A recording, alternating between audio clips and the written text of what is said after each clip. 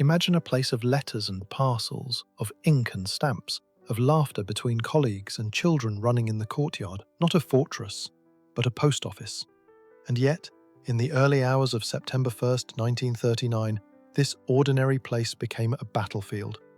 Ordinary men and women stood against the fury of the Third Reich. And before we step into this story of courage and tragedy, make sure to like this video and subscribe, so you don't miss more forgotten battles and stories of history brought to life. In the free city of Danzig, today's Gdańsk, Poland, tensions had simmered for years. The city, carved out of German territory after the First World War, was a place of competing flags and divided loyalties. By the summer of 1939, Nazi power loomed at every corner, while the Polish community clung fiercely to its identity. At the edge of Hevelius Square stood a three-story brick building, the Polish Post Office No. 1. To most, it was just a workplace, clerks sorting envelopes, telegraph operators tapping out messages, children of staff playing in the yard. Its workers were not soldiers but civilians, and yet the Polish government in Warsaw had quietly made preparations. Knowing war might come, the post office was secretly armed and fortified. Hidden rifles and pistols had been smuggled inside. Small firing slits were carved in the walls, disguised behind shutters. The men and women who worked there were quietly instructed. If war comes, hold this place until relieved. In late August, as summer waned, the staff carried on their duties. Letters came and went. One clerk joked that he could tell which customers were nervous about war simply by the handwriting on the envelopes, shaky, rushed, smudged with sweat. A girl delivering coffee to the telegraph operators teased them about tapping too loudly. Even the caretaker, who usually muttered about broken windows and squeaky doors, laughed one evening as the children chased each other through the courtyard. For a moment, life seemed deceptively normal, but under the surface, everyone felt the tension. Rumors swirled about German troop movements. The Schleswig-Holstein, a German battleship, had arrived in Danzig's harbour under the pretext of a courtesy visit. Few in the Polish community believed that, and inside the post office, behind locked doors, the staff rehearsed. They practiced barricading entrances with furniture. At 4:45 a.m., September 1st, 1939, the world cracked open. From the harbour, the German battleship Schleswig-Holstein, under the guise of a friendly visit, unleashed its guns on nearby Westerplatte, the Polish garrison just across the water. The thunder of naval artillery rolled through Danzig like a storm. Windows shook, dogs barked, civilians woke in confusion. But for those inside the Polish post office, the truth was clear. The war had begun. The first German assault came swiftly. At dawn, a company of SS Heimwehr Danzig troops and local police, supported by armoured cars, moved toward the post office at Hevelius Square. Their orders were simple: seize the building in minutes. They expected frightened clerks to surrender at once, but instead, the Poles inside, only 56 defenders, bolted the doors, pushed desks and filing cabinets into barricades, and took their hidden positions. Rifles were loaded, grenades prepared. At the centre of them all was Postmaster Jan Michon, who gave the final command: "Hold until relieved." As German armoured cars screeched to a halt outside, heavy machine guns began to fire into the building's windows. Glass shattered, plaster burst from walls. The attackers moved confidently, certain that resistance would collapse at the first burst. But then, the reply came. Muzzle flashes from the upper floors, sharp cracks of rifles. German troops stumbled as bullets found their mark. A grenade rolled from a window, exploding among the attackers and sending them scrambling for cover. The first assault, meant to last minutes, stalled almost immediately. To the Germans it was a shock. These were not trained soldiers in trenches or barracks, but postal workers, clerks, a caretaker, even a young woman who had been serving coffee the day before. Yet they fought with a determination that stunned their attackers. Inside, adrenaline surged. Defenders shouted over the gunfire, passing ammunition down the hallways. Dust filled the air, but spirits rose. Against all odds, they had repelled the opening charge. For a brief, electrifying moment, the impossible seemed achievable.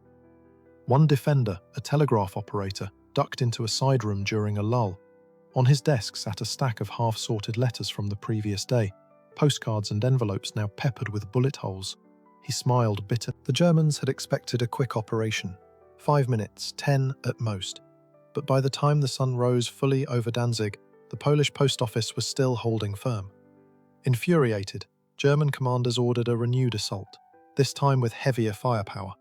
2 ADGZ armoured cars rumbled forward, their heavy machine guns spraying the brick facade. SS troops advanced behind them in waves, ducking behind street barricades and smashed vehicles.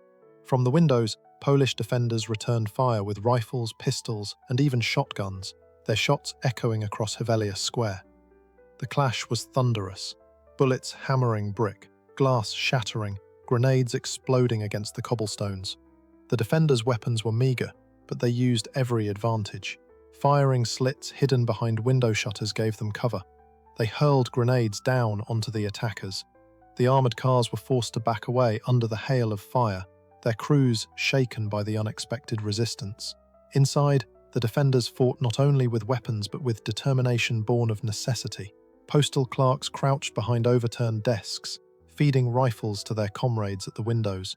A caretaker, who only days earlier had been fixing leaky pipes, now crawled across the floor with a bucket of sand to smother incendiary rounds. Even the postmaster, Jan Michon, was seen reloading weapons alongside his staff. Amid the chaos, there were flashes of humanity. During a lull in the fighting, one young defender shouted down the corridor, "Did you hear? They thought we'd last 10 minutes." The line drew laughter, brief but defiant, but the Germans were not laughing. By late morning, they brought in a 7.92mm machine gun team that began raking the upper floors, keeping the defenders pinned down. Grenades were tossed into the courtyard, sending bricks and dust flying. A police detachment tried to force open the main door with explosives, only to be met by a storm of rifle fire from above. Again, the attack faltered. The Poles, though trapped inside and cut off, had held off a second wave. German officers were furious. What was supposed to be a simple seizure of a government building had turned into a pitched battle that embarrassed the Reich on its very first day of war. By midday, smoke drifted over the square, the post office scarred by bullet holes and blast marks. The Poles inside were tired. By early afternoon, the battle for the Polish post office had already lasted far longer than anyone thought possible. What had begun as a police action had become a full-scale siege in the heart of Danzig. The Germans, frustrated and humiliated, now prepared for heavier assaults. But inside the post office, the defenders were determined. This was their home, their work, and their duty. The building shook with every explosion. Walls cracked, plaster fell from the ceilings. The defenders worked furiously between bursts of fire. Desks and filing cabinets were smashed and dragged into barricades, sandbags piled high in doorways. Windows were reinforced with stacked mailbags, the letters inside now serving as armour. Even the smallest items became tools of survival. A clerk tore typewriter ribbons to bind wounds. Telegraph wires were pulled down and strung across stairwells as makeshift traps. Children and non-combatants were moved to the basement, where women handed out water and scraps of food to the fighters. Despite the chaos, the defenders clung to their spirit. During a lull, one young man began humming a Polish folk tune. Soon, others joined in, their voices rising above the rattle of gunfire outside. For a moment, the post office felt less like a fortress and more like a home again. But laughter and song were always short-lived. Another burst of machine gun fire shattered the windows, forcing the defenders back to their posts. A grenade exploded in the courtyard, shaking the walls. Still, they fought on. The Germans, angry at repeated failures, brought in more men from the SS Heimwehr and police units. They tried to storm the building with heavier explosives, blasting open a side wall. Smoke and dust filled the air as troops rushed in, only to be met by a barrage of pistol fire and grenades from the defenders waiting inside. The attack collapsed in minutes, leaving the Germans reeling yet again. Reports from officers described the defenders as fanatical, refusing every chance to surrender. What they underestimated was not fanaticism, but resolve. Ordinary workers fighting for their country with nothing left to lose. By evening, the defenders of the Polish post office were exhausted, hungry, and running low on ammunition. Yet they still held the line. The red and white flag of Poland fluttered defiantly above the building, visible even through the smoke. But the Germans were not finished. They had failed with rifles and grenades. They had failed with armoured cars and explosives. As dusk began to fall over Danzig on September 1st, 1939, the smoke above the Polish post office mingled with the setting sun. The battle had raged for more than 12 hours, and still the building stood. To the Germans, it was a humiliation. To the Poles inside, it was a point of pride, but also a tightening noose. When brute force failed, the Germans tried another weapon: words. Loudspeakers were set up outside, blasting across Hevelius Square. A voice, in German, harsh, commanding, offered the defenders a chance to surrender. "Lay down your arms," it boomed, "and you will be treated with leniency." Minutes later, the same message came in Polish, promising safe passage if the defenders came out. From the windows, the postal workers stared silently. The reply was simple: a burst of rifle fire into the square. But the defenders were not silent to each other. In the telegraph room, dimly lit by candles, one operator tapped desperately at his machine. He tried to reach Warsaw, Westerplatte, anyone who could hear. Fragments of messages flew across the line. "We are surrounded. Holding. Request reinforcements." Whether the messages ever reached their destination, no one inside could know. Still, the tapping of the keys was a comfort. It reminded the defenders that they were not forgotten, that somewhere beyond the smoke and fire, Poland still stood. The defenders, a mix of clerks, guards and volunteers, reminded themselves who they were. They were not professional soldiers, but Poles with a duty to their flag. Between bursts of gunfire, they whispered to each other, shared stories of families, even cracked jokes to push back the fear. One young woman, who had served coffee only the day before, now carried ammunition crates up and down the corridors with a smile. The Germans may have had tanks, machine guns and endless ammunition, but the Poles had something else: unity. Night fell over Danzig with the post office still in Polish hands, but the defenders knew their situation was dire. Ammunition was dwindling, water and food were nearly gone. Outside, German troops massed for the next attack, and the voices on the loudspeakers promised again and again, "Surrender and you will live." Inside the fortress of letters, no one believed those promises. For them, surrender was not an option. September 1st, 1939. The first day of World War II. By nightfall, the Polish post office in Danzig still stood, but its defenders were surrounded, exhausted, and cut off. For the Germans, this was now no longer a police matter. It was a matter of pride. They could not allow a handful of postal clerks to resist the might of the Reich. Reinforcements were called in. Fresh units of SS troops and Danzig police joined the siege, and this time, they brought heavier weapons. Mortar shells began to rain onto the building, smashing walls and showering the defenders in dust and rubble. Machine guns on the armoured cars poured fire into windows, forcing the Poles deeper inside. Then came the weapon the defenders feared most: flamethrowers.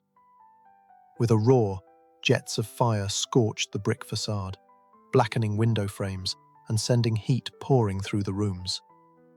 Defenders fell back coughing, their uniforms singed, their barricades smouldering. The defenders worked desperately to adapt. Buckets of sand and water were passed hand to hand, dousing small fires before they spread. Some tore coats and blankets to smother flames. Children and non-combatants huddled in the basement, while fighters ran between windows, firing into the night whenever they could. Food was almost gone. Ammunition, too, was running dangerously low. The smell of smoke and burning wood filled every corridor, yet no one talked of surrender. Instead, they whispered encouragement. "Hold one more hour, just one more."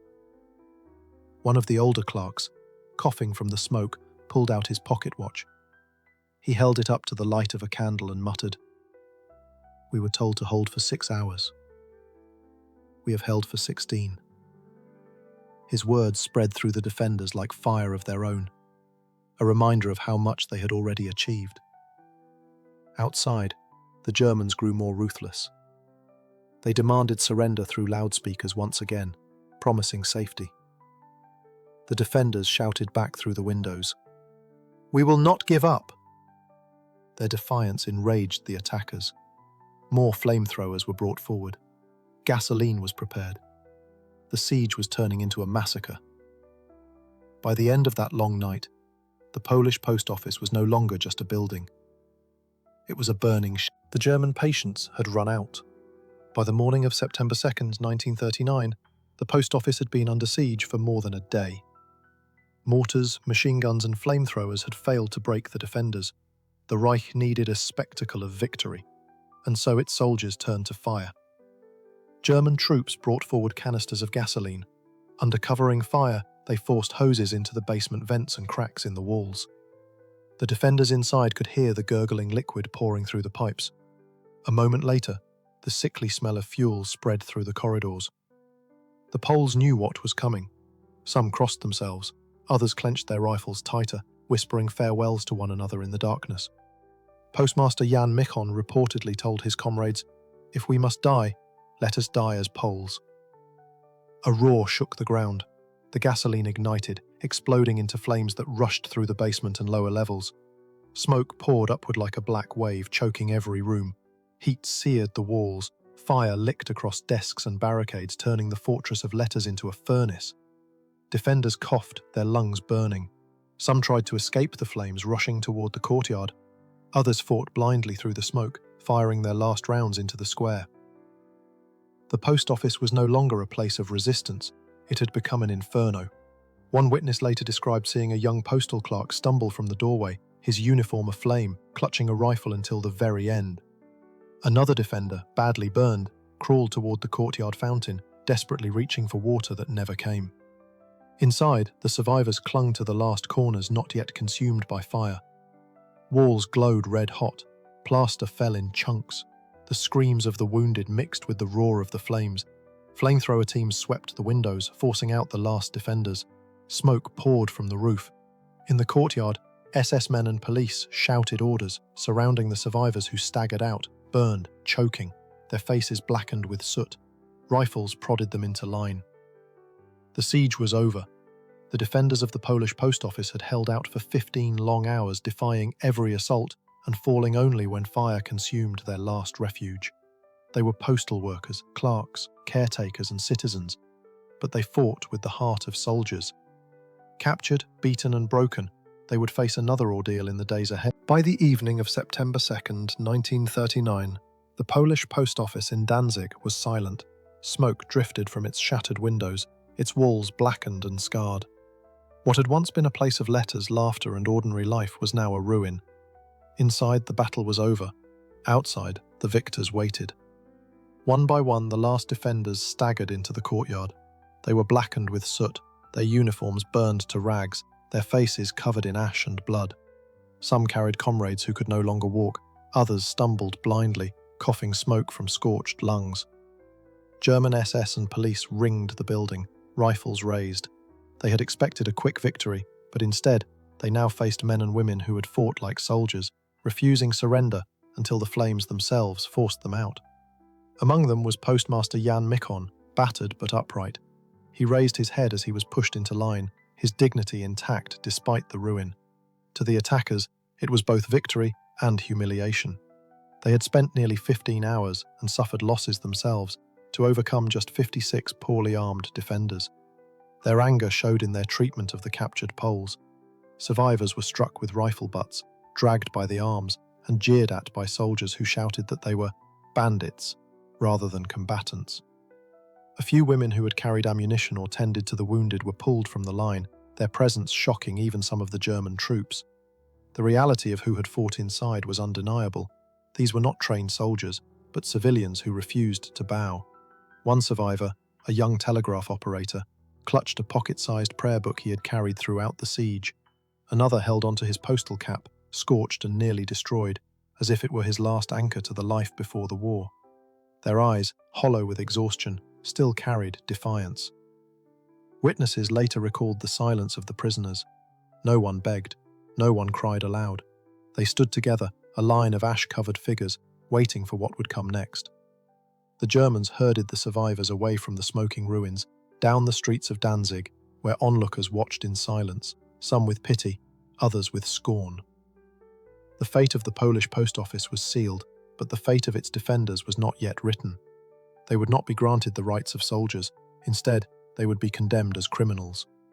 the real cruelty of the story. The battle for the Polish post office in Danzig ended in fire and smoke, but for the survivors, their ordeal was only beginning. In the weeks that followed, they were paraded before a German military tribunal, not as soldiers, but as so-called criminals. The Reich would not recognize their defense as an act of war. Instead, they would call it banditry. Inside the heavy stone walls of the court, the prisoners were lined up. Their wounds still fresh, their uniforms ragged. They were forced to stand before German officers in black and grey uniforms. The atmosphere was suffocating, a stage where the verdict had already been written. The prosecution claimed that the postal workers had no right to fight. They were not part of the Polish army, they said, but civilians who had taken up arms illegally. In the eyes of the right, they were franc-tireurs, irregular fighters, and thus subject to execution. The accused listened silently. Some tried to speak, to say they were ordered by Warsaw, that they fought under the Polish flag, that they defended their post with honour. But their words were ignored, dismissed as meaningless. One survivor, pale and gaunt, raised his voice long enough to say, "We are Poles, we fought as Poles." His defiance carried across the courtroom, silencing even the clerks scratching their pens. After only a short proceeding, the outcome was clear. Death sentences were pronounced on most of the defenders. A handful, including women and children present in the building, were spared immediate execution, but even they were condemned to imprisonment and forced labour. The court offered no mercy, no recognition of their valour. What had been a heroic stand was twisted into a crime in the official record. As the verdict was read, some defenders clasped each other's hands. Others stood tall, refusing to bow their heads. They had lasted 15 hours against an empire. They would not let the Reich steal their dignity in their final days. By October 1939, the sentences were carried out. Many of the Polish defenders of the Danzig post office were executed by firing squad. Their bodies were buried in unmarked graves, their memory nearly erased. But even in death, their stand could not be forgotten. In the silence of the courtroom, in the echo of their final words, their defiance remained. The gunfire had fallen silent. The post office itself stood, blackened, its walls riddled with bullets, its rooms filled with ash. Its defenders were gone, executed, imprisoned, or buried in unmarked graves. Yet their story did not end with the flames of September 1939. For years during the German occupation, the fate of the postal workers was silenced. Their stand was erased from official reports, their names struck from records. But whispers lived on. Families remembered. Poles in secret passed along the story of the clerks, the women and the children, who had faced tanks and flamethrowers with rifles and grenades. After the war, when the ruins of Danzig were liberated and the city became Polish again as Gdańsk, investigators uncovered what had been hidden. Graves were opened, names were written back into history. Survivors, few in number, returned to tell what they had seen. The post office itself was rebuilt not as a workplace, but as a memorial. Inside, relics of the battle were preserved, scorched rifles, torn uniforms, and even walls etched with graffiti by the defenders. Outside, monuments were raised, not grand fortresses, but solemn reminders of ordinary people who had stood against overwhelming odds. To Poles, the defence of the post office became a symbol of national resistance. These were not trained soldiers, yet they fought with the same bravery as any regiment. They proved that patriotism could live not only in armies, but in workplaces, in homes, in the hearts of ordinary men and women. Every September, wreaths and flowers are laid at the memorial. Schoolchildren learn the names of the fallen. Tourists walk the same square, pausing before the bronze plaque that tells the story of how 56 postal workers defied an empire. The Battle of the Polish Post Office lasted only 15 hours. It was dwarfed by the great battles that followed, Stalingrad, Normandy, Berlin. Yet its legacy is just as powerful. Because in that building of bricks and letters, the world saw that even the smallest garrison, the humblest worker, could stand against tyranny. The defenders did not live to see freedom, but their courage became part of the fabric of history, a reminder that even in the darkest dawn, defiance is possible.